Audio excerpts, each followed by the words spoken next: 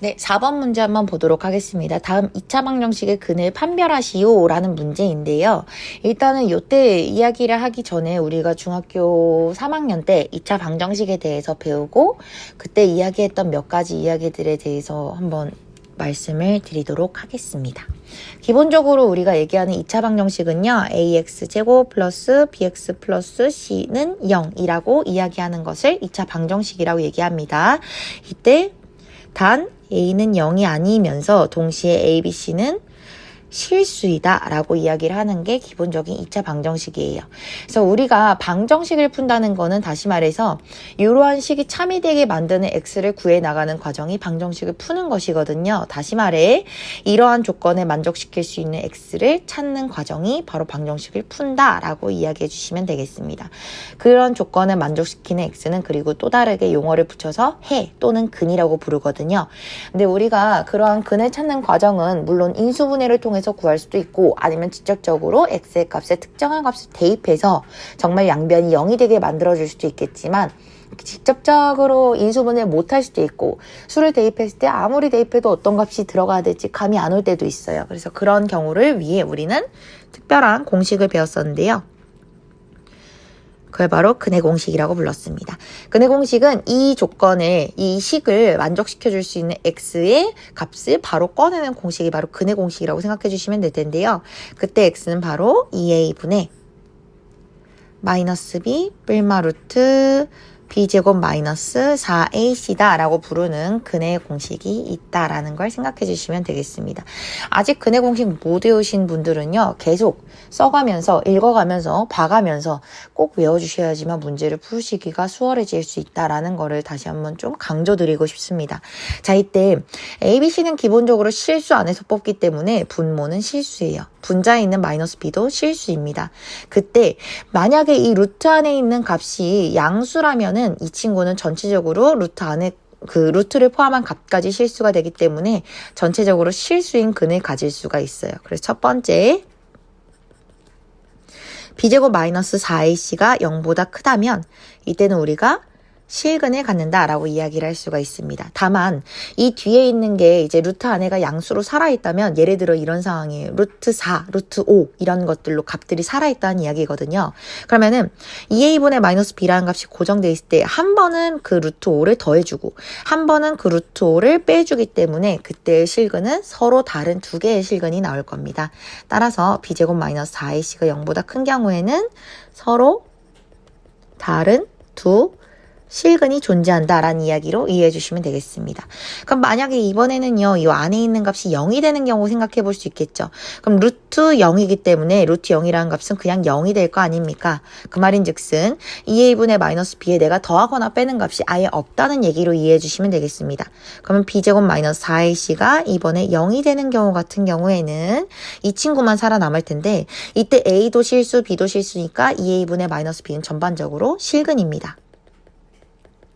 다만 뒤에 이제 우리가 더하거나 빼는 게 없기 때문에 얘는 그냥 딱 하나의 근으로만 존재할 수 있고요. 그런 표기법을 우리는 뭐라고 얘기하냐? 서로 같은 두 실근이 존재한다라고 이야기를 합니다. 그래서 이때는 우리가 하나의 근, 중근을 갖는다라고도 표현을 하기도 하고요. 세 번째 경우도 이야기하자면은요. b제곱 마이너스 4ac가 이번에 0보다 작은 경우 한번 이야기해 볼 건데요. 이때는 루트 안에가 0보다 작다는 얘기입니다. 근데 우리 보통은 모든 실수의 표현에서 얘가 이제 실수라고 이야기한다면은 a라는 값이 기본적으로 0보다 커야 돼요. 왜? 루트 a라는 거는 a의 제곱근을 의미하기 때문에 제곱해서 양수가 되는 것들에 대해서 찾는 게 바로 루트 a의 의미거든요. 근데 우리가 실수범위 내에서 다루었을 때는요. 제곱해서 음수가 되는 경우는 존재하지 않아. 모든 수는 기본적으로 제곱해서 0보다 크거나 같아 라고 얘기를 했기 때문에 a라는 값이 0보다 작아지는 경우에는 이러한 표기법을 쓸 수가 없었어요. 그 말인 즉슨 다시 한번 요 b제곱 마이너스 4ac가 0보다 작아버리게 되는 순간 루트 안에 게 음수가 되기 때문에 이 수는 더 이상 우리가 알고 있는 실수 내에서 찾을 수가 없다는 얘기로 이해하시면 되겠습니다. 따라서 이때 발견해 주는 근은 무슨 근이냐?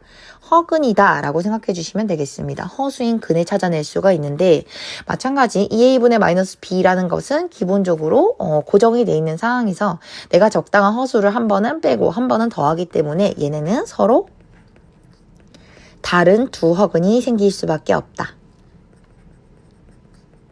라고 생각해 주시면 되겠습니다.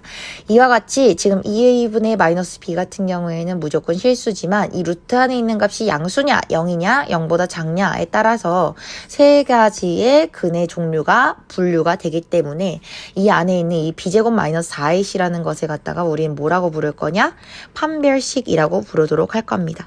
판별식이라는 거는 말 그대로 이제 근을 판별하는 그런 식이라고 보시면 되겠습니다.